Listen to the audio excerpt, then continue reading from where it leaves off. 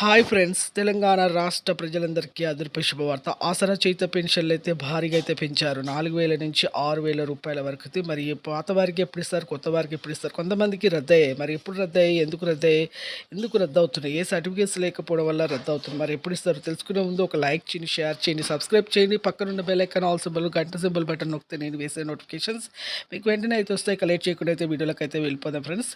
పాత వారికి, వృద్ధులకి, వితంతువులకి, ఒంటరి మహిళలకి 4,000, వికలాంగులకి 6,000 రావడం జరుగుతుంది. ఈ ఏప్రిల్ 1 నుంచి అయితే వీళ్ళకు 2 నెలల డబ్బులు అయితే రావడం జరుగుతుంది. అలాగే ప్రతి ఒక్కరికైతే ఒంటరి ఒంటరి మహిళలకు, వితంతువులకు మాత్రం వాళ్ళ భర్త డెత్ సర్టిఫికేట్ అయితే ఖచ్చితంగా అయితే ఉండాలి. అలాగే వికలాంగులకు సదరం సర్టిఫికేట్ లేకపోతే మాత్రం వాళ్ళకు రద్దు చేస్తారు.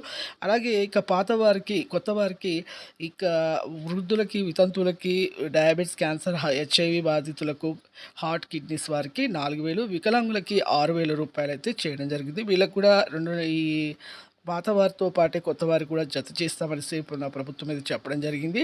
ప్రతి ఒక్కరికైతే, వృద్ధులకైతే విజిలెన్స్ ఆఫీసర్స్ అయితే ఇంటికి వచ్చినప్పుడు వీళ్ళు కూడా సర్టిఫికేట్స్ అయితే చూపించాలి. ఈ 2 నెలల డబ్బులు అయితే ఏప్రిల్ 1 నుంచి అయితే